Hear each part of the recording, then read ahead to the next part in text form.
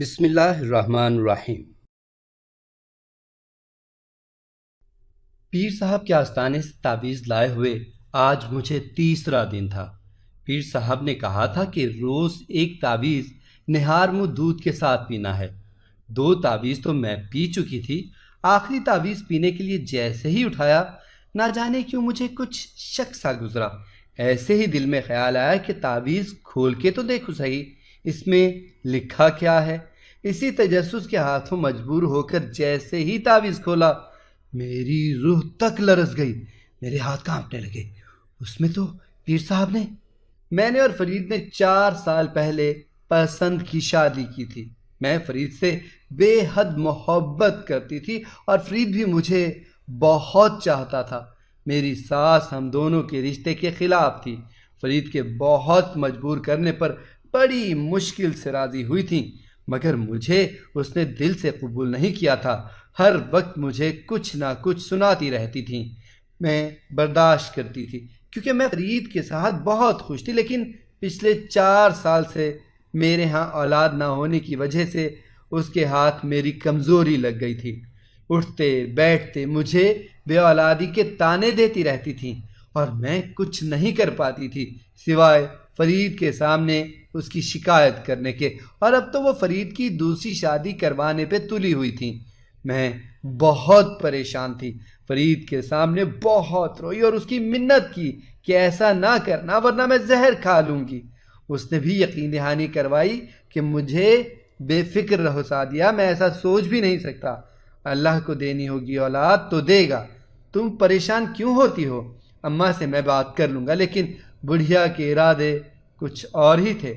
رشتے ڈھونڈ رہی تھی فرید کے لیے، اور یہ بات میرے لیے بہت پریشان کن تھی۔ بہت علاج کروایا، کافی ٹوٹکے کیے، لیکن میری مراد پوری نہیں ہوئی۔ پھر ایک دن میری سہیلی امینہ نے کسی پیر کا ذکر کیا۔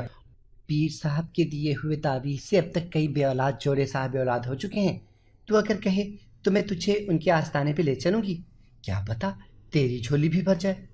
واقعی ان کے تعویذ سے بچہ ہو جاتا ہے؟ میں نے امینہ سے پوچھا، کیونکہ میں ایسی باتوں پر یقین نہیں رکھتی تھی۔ ہاں بہن، بہت اثر ہے پیر صاحب کے تعویذ میں، سب مانتے ہیں ان کو۔ میں نے تو 2-3 بار تمہاری ساس کو بھی یہ کہا کہ اپنی بہو کو پیر صاحب سے تعویذ لے کر دو خالہ، مگر اس نے کوئی دلچسپی نہیں دکھائی۔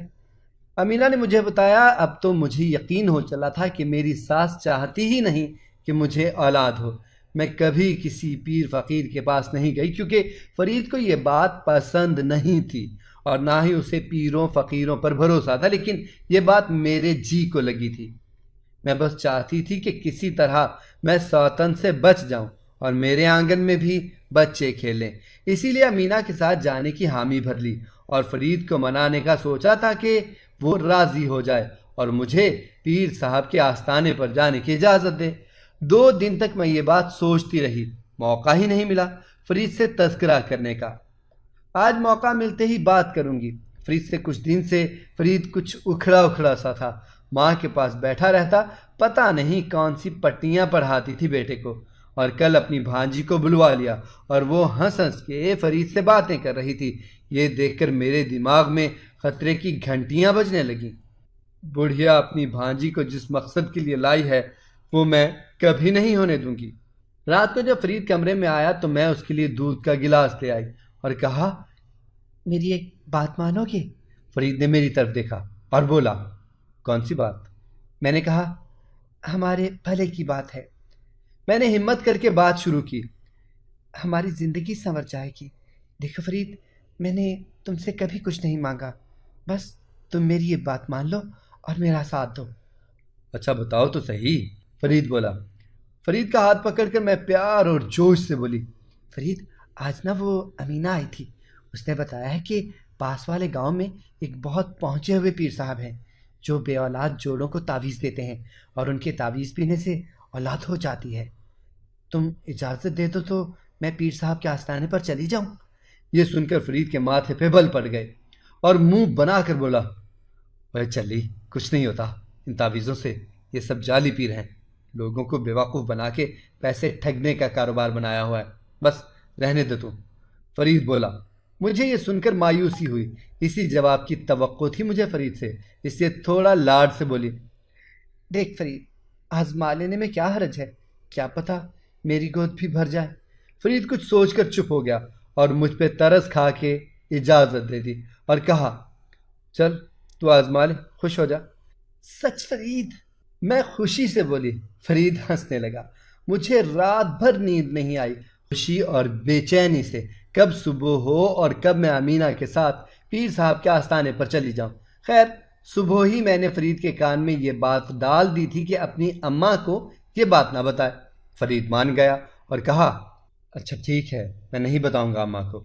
فرید ناشتہ کر کے کام پہ چلا گیا۔ میں نے جلدی جلدی گھر کے کام نمٹا کے اماں کو امینہ کے گھر جانے کا کہہ کر گھر سے نکل آئی۔ امینہ کے گھر پہنچ کے اسے بتایا کہ میں نے فرید سے اجازت لے لی ہے، اب تو مجھے پیر صاحب کے آستانے پر لے چل۔ امینہ یہ سن کے خوش ہوئی اور بولی، میں اندر سے چادر لے کے آتی ہوں، پھر چلتے ہیں۔ میں اور امینہ گھر سے نکل آئے، تانگا پکڑا اور ساتھ والے گاؤں کا پتہ بتایا۔ وہ سیدھا ہم دونوں کو پیر صاحب کے آستانے پر لے گیا۔ مجھے بہت گھبراہٹ ہو رہی تھی، پہلی بار کسی ایسی جگہ پر آئی تھی۔ تانگے سے اتر کر اندر گئے، وہاں صحن میں بہت لوگ تھے، کچھ مریض لیٹے ہوئے تھے، کچھ منت دینے آئی ہوئی خواتین ہاتھوں میں نوزائیدہ بچے اٹھائے ہوئے تھیں، کچھ فقیر لنگر بانٹ رہے تھے مریدوں میں۔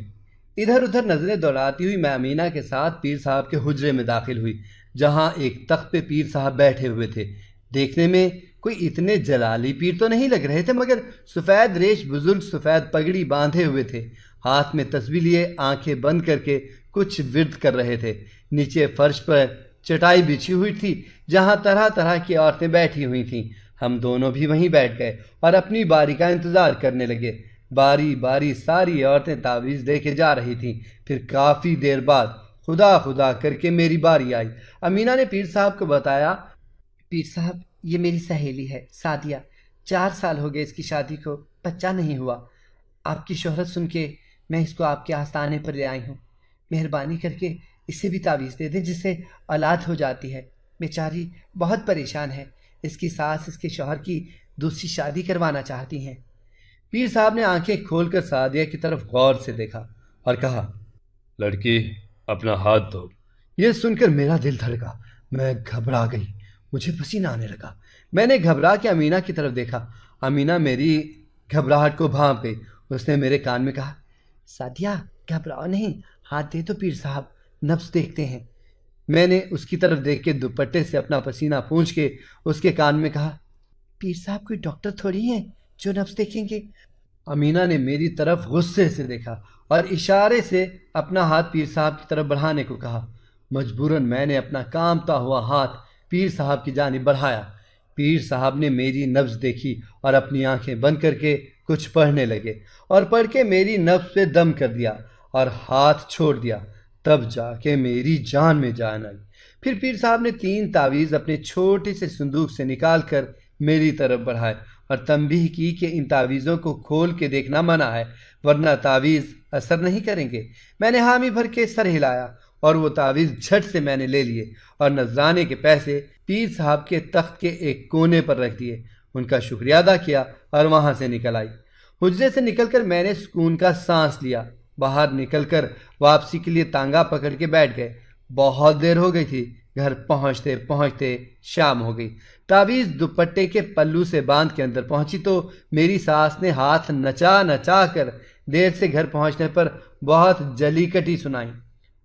میں خاموشی سے سنتی رہی۔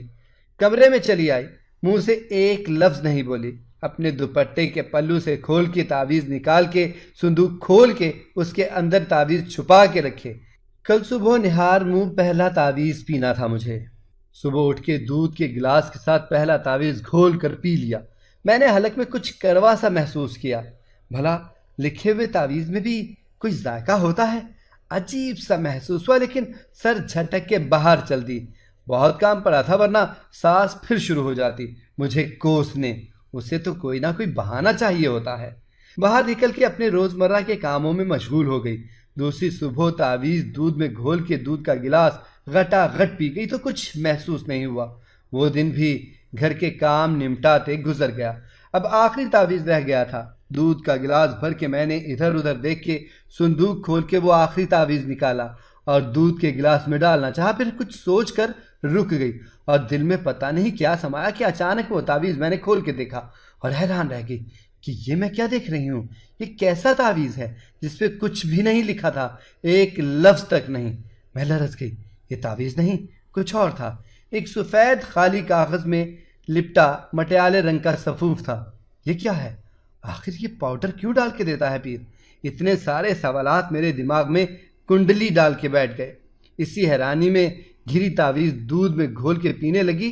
جب 2 تعویذ پی لیے تھے تو تیسرا اور آخری بھی صحیح، پھر سے حلق کڑوا ہو گیا اور میں جان چکی تھی کہ حلق کیوں کڑوا ہو رہا تھا۔ سوچوں میں ڈوبی ہوئی کام کرنے لگی۔ ادھر میری ساس کے رنگ ڈھنگ ٹھیک نہیں لگ رہے تھے، روز کہیں نہ کہیں نکل جاتی تھی لڑکیاں دیکھنے فرید کے لیے، اور فرید پہ بہت دباؤ ڈال رہی تھی دوسری شادی کے لیے۔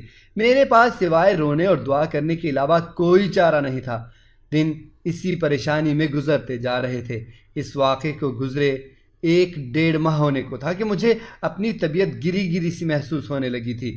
اکثر چکر آ جاتے، متلی ہو جاتی، مگر میں نے کسی کو کچھ نہیں بتایا۔ مگر آج صبح طبیعت بہت خراب ہو گئی، الٹیاں شروع ہو گئیں، کچھ اچھا نہیں لگ رہا تھا۔ بڑی مشکل سے کمرے تک آئی اور چارپائی پہ گر گئی۔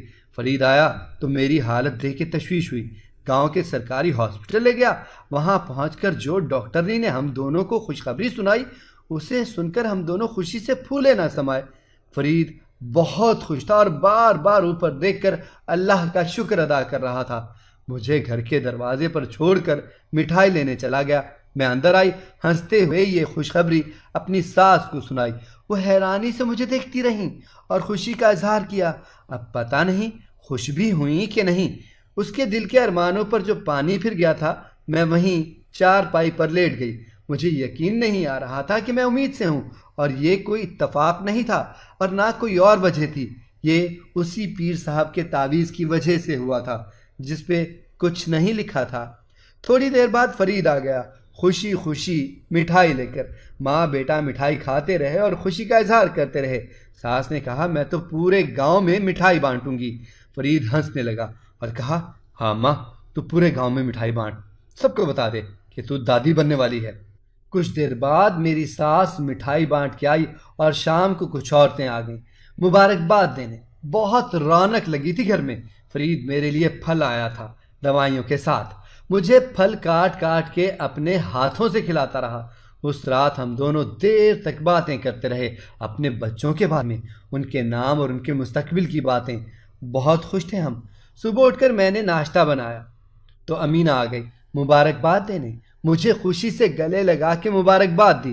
میں اس کے لیے چائے بنا کے لائی، پھر بیٹھ کر دونوں باتیں کرنے لگیں۔ وہ بولی دیکھا تم نے پیر صاحب کی کرامت، میں نہ کہتی تھی کہ پیر صاحب کے تعویذ کرامت والے ہیں۔ ہاں مان گئی امینہ، پیر صاحب کو بھی اور ان کے تعویذ کو بھی، میں نے سوچتے ہوئے کہا۔ امینہ بولی منت دینے جانا ہوگا اب تمہیں پیر صاحب کے آستانے پر۔ ہاں جاؤں گی، کچھ طبیعت سنبھلے تو تم چلو گی یا میں اکیلی چلی جاؤں؟ نہیں، تم خود چلی جانا فرید کے ساتھ، میں کچھ دنوں کے لیے اپنے میکے جا رہی ہوں، نہیں آ سکتی تیرے ساتھ۔ ٹھیک ہے میں چلی جاؤں گی، تم فکر نہ کرو۔ اس کو تسلی دے کے میں دل میں خوش ہوئی، کیونکہ اس بار میں اکیلے ہی جانا چاہتی تھی پیر صاحب کے آستانے پر کچھ باتوں کا پتہ لگانے کے لیے۔ پھر بہت سارے دن یوں ہی گزر گئے، لیکن جانا سکی، طبیعت خراب رہتی تھی۔ ہر وقت اسی طرح ہوتے ہوتے 3 ماہ ہو گئے، لیکن جانا تو تھا۔ آج کچھ بہتری محسوس کر رہی تھی طبیعت میں، تو پیسے لے لیے فرید سے اور اس کو بتا کے نکلی۔ مٹھائی اور جوڑا منگوا لیا تھا، پیسے بھی دوں گی۔ سامان اٹھا کے تانگے پہ بیٹھ گئی۔ اکیلے جاتے ہوئے ڈر بھی بہت لگ رہا تھا، مگر اپنی فطری تجسس کے مارے خود کو روک نہ سکی۔ آستانے پر پہنچ کر میں ڈرتے ڈرتے اندر کی جانب قدم بڑھانے لگی۔ میرا دل پتے کی طرح کانپ رہا تھا، کہیں میں نے اکیلے آ کر غلطی تو نہیں کرتی۔ یہ خیال مجھے بہت بے چین کیے ہوئے تھا، اور وہاں بھانت بھانت کے لوگ دیکھ کر میں اور بھی گھبرا گئی۔ لیکن مجھے آج ہر حال میں پیر صاحب سے اپنے سوال کا جواب چاہیے تھا۔ کچھ دیر مجھے انتظار کرنے کو کہا گیا، پھر جب اندر سے بہت سی خواتین نکلیں تو مجھے بلایا گیا۔ میں دل ہی دل میں دعا کرتی اندر آئی۔ جہاں پیر صاحب اکیلے بیٹھے تھے۔ ان کی آنکھیں بند تھیں اور وہ کوئی تسبیح کے دانے گاتے کچھ پڑھ رہے تھے۔ السلام علیکم پیر صاحب۔ میں نے ہمت کر کے سلام کیا تو انہوں نے سر کے اشارے سے جواب دیا۔ میں نیچے بیٹھ گئی اور بمشکل ہمت کر کے بولی، پیر صاحب، آج سے تقریباً 4 ماہ پہلے میں آپ کے آستانے پہ آئی تھی اولاد کے لیے۔ میری بات پہ انہوں نے کوئی جواب نہ دیا اور نہ ہی اپنی آنکھیں کھولیں۔ میں نے پھر اپنی زبان کھولی۔ وہ پیر صاحب، مجھے اللہ تعالیٰ نے خوشخبری سنائی ہے۔ اب میں الحمدللہ امید سے ہوں۔ اب کی بار پیر صاحب نے اپنی زبان سے مبارک کا لفظ ادا کیا۔ لیکن پیر صاحب، میں نے آپ کا تعویذ کھول کر دیکھا تھا اور اس میں تو… میں نے اپنی زبان روکی کیونکہ پیر صاحب نے اپنی آنکھیں کھول لیں اور وہ عجیب نظروں سے میری طرف دیکھنے لگے۔ ان کے اس طرح دیکھنے سے میری ہمت جواب دینے لگی اور میں خاموش ہو کر ان کی طرف دیکھنے لگی، لیکن انہوں نے اپنی سوالیہ نظریں میرے وجود پہ جما لی تھیں۔ مجبوراً میں نے اپنا منہ کھولا۔ لیکن اس کے اندر مٹیالے سے رنگ کا صفوف پڑا تھا اور کچھ نہیں تھا۔ لیکن پیر صاحب، یہ کوئی اتفاق نہیں۔ 4 سال سے میں نا امیدی کی زندگی گزار رہی تھی اور آپ کا دیا ہوا صفوف پی کر میں حمل سے ہو گئی۔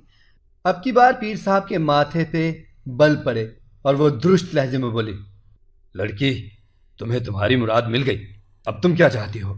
میرا گلا یہ سن کر خشک ہو گیا۔ میں نے کہا، پیر صاحب، اگر تو یہ آپ کی دوائی کی وجہ سے ہوا ہے تو آپ نے یہ کیوں کہا کہ یہ تعویذ ہے اور اسے بالکل کھولنا نہیں ہے ورنہ اثر نہ ہوگا؟ میں جلدی جلدی اپنی بات کہنے لگی۔ آپ یہ بھی تو کہہ سکتے تھے کہ یہ دوا ہے، اسے پی لو تو اولاد ہو جائے گی۔ میں نے سوال پورا کر لیا تھا۔ اب پیر صاحب خاصے بے چین نظر آ رہے تھے۔ پیر صاحب، مجھے آپ سے یہ پوچھنا ہے کہ آپ نے مجھ سے غلط بیانی کیوں کی؟ بتانے میں کیا حرج ہے؟ آخر اور اس دن آپ نے میری نبض بھی چیک کی تھی، اس کا مطلب آپ کو پتہ چل گیا تھا کہ مجھے کیا مسئلہ تھا، تو آپ نے مجھ سے کیوں چھپایا؟ میں نے اندھیرے میں تیر مارا جو کہ سیدھا جا کے نشانے پر لگا۔ پیر صاحب کچھ دیر تو چپ رہے، پھر اس خاموشی کو توڑ کے بولے، آج تک مجھ سے کس نے یہ سوال نہیں پوچھا۔ تم بہت عقل مند لڑکی ہو، اس سے تمہیں بتاتا ہوں، مگر ایک شرط ہے۔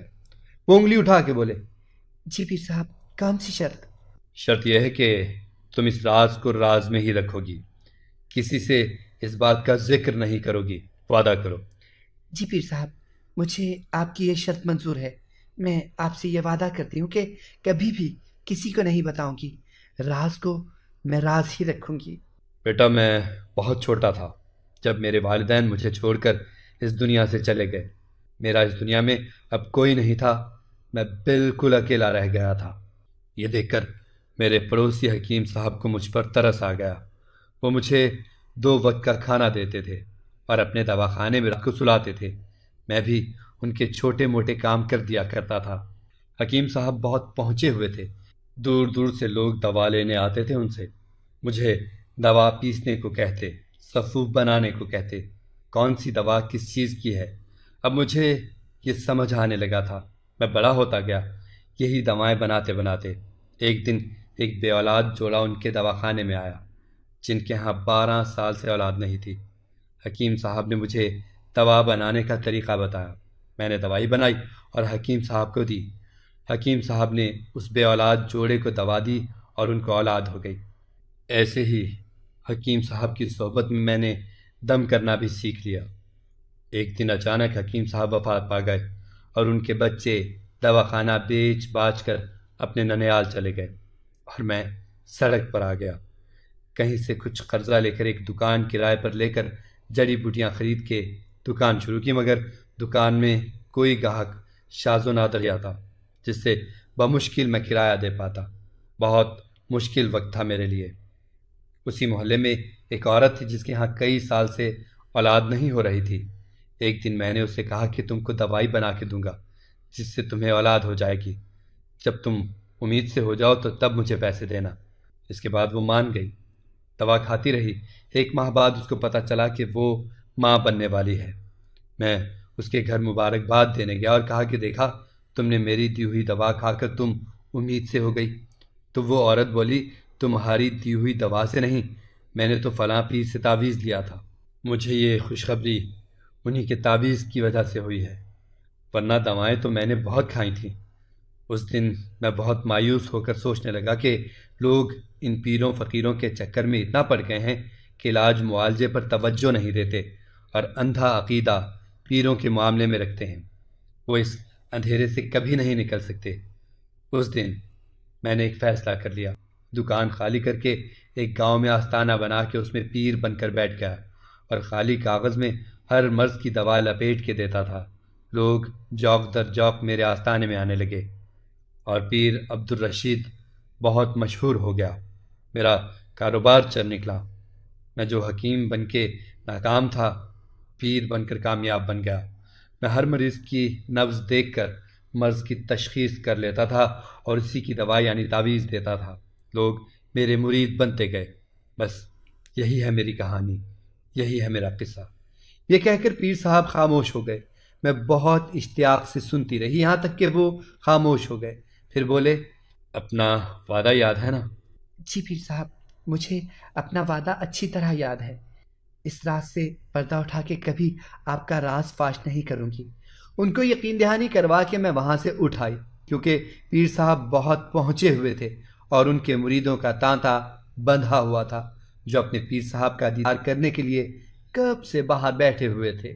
اگر آپ کو ہماری کہانی پسند آئی ہے تو اسے لائک کریں، شیئر کریں اور ہمارے چینل کو سبسکرائب کریں۔